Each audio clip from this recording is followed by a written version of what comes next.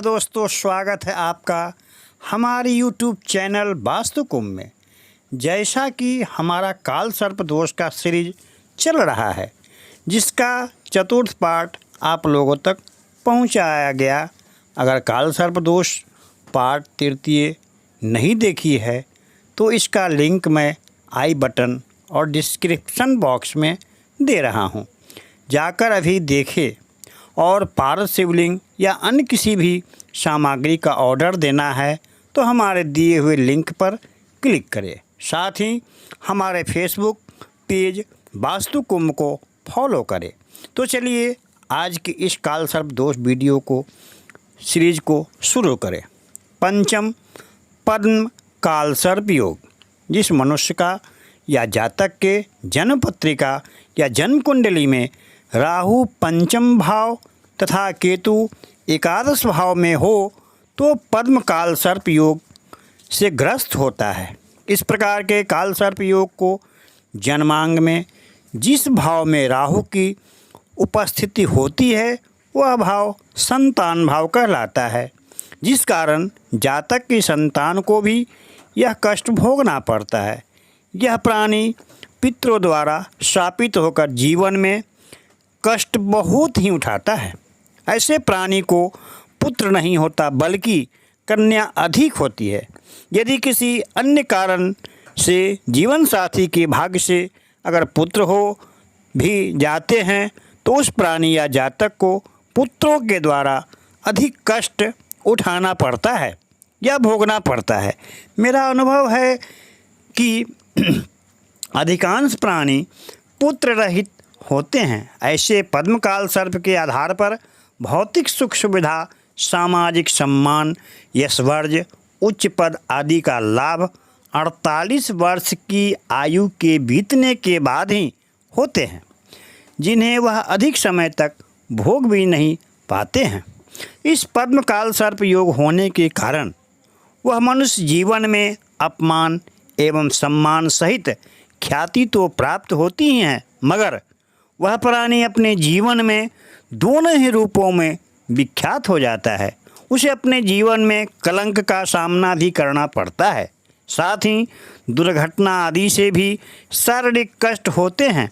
उन्हें छोटी मोटी चोट लगना तो सामान्य बात है, मगर उस प्राणी को भाग्य में कुछ भी प्राप्त नहीं होता है, परंतु उस प्राणी को ऐसा लगता है कि हमारा भाग्य शायद रूठ चुका है, जिससे कितनी ही मेहनत क्यों न कर ले, परंतु मेहनत के अनुसार उसे फल नहीं मिलने से वह जातक या प्राणी मूर्खतापूर्ण निर्णय लेकर अनेक बार हानि उठाता है, परंतु स्वयं ही वह प्राणी बुद्धिमान ही समझता है।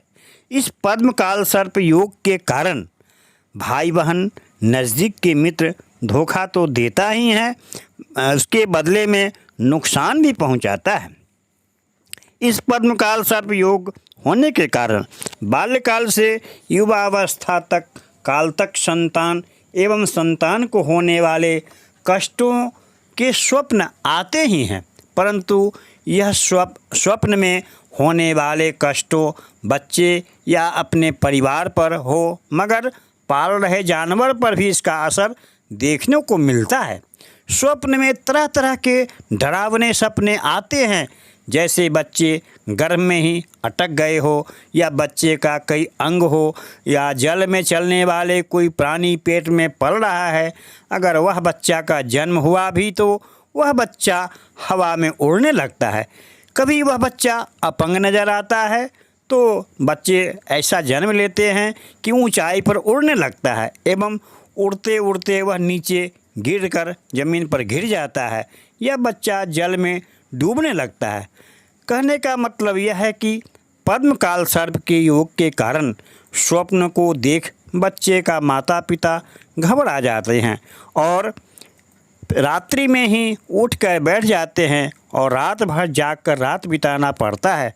चाहकर भी लाख प्रयास करे कि ऐसे स्वप्न को भूल जाए, परंतु वह भूल नहीं पाते हैं। अनेक बार जातक को पितृ भी दिखाई स्वप्न में देते हैं। इसके बाद कभी कभी सांप आदि का भी निकलते रहते हैं, घर में भी निकलते हैं। ऐसे जातक शिक्षा के क्षेत्र में आगे बढ़ने में कठिनाई बहुत आती है और ऐसे जातक समय पर शिक्षा का लाभ नहीं पाते हैं। जैसे कर्ण अत्यंत ही उच्च स्तर का धनुर्धर था, परंतु शापवश वह समय पर अपनी विद्या का उपयोग नहीं कर पाए। जैसे कोई जातक चिकित्सा के क्षेत्र में जाकर चिकित्सक बनने के सपने देखता है मगर वह बन नहीं पाता है। मेरा अनुभव है कि ऐसे जातक बचपन से ही पेट रोग से संबंधी पीड़ित रहता है। उसे ऐसी कोई बीमारी होती है जो अधिक समय तक पीड़ा देती रहती है। ऐसे जातक का दाहिना हिस्सा सदैव ही कष्ट में रहता है। ऐसे में जातक को पुत्र का अभाव रहता है।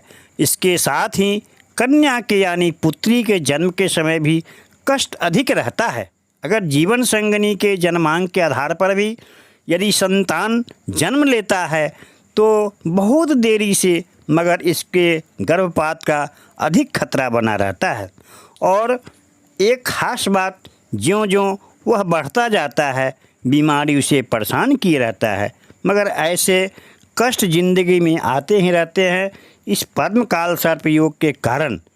तो इसकी निवारण संबंधी जानकारी आने वाले वीडियो को अवश्य देखकर काल सर्प दोष का निवारण खुद ही कर सकते हैं और इस उपाय को आने वाले वीडियो को अवश्य देखेंगे।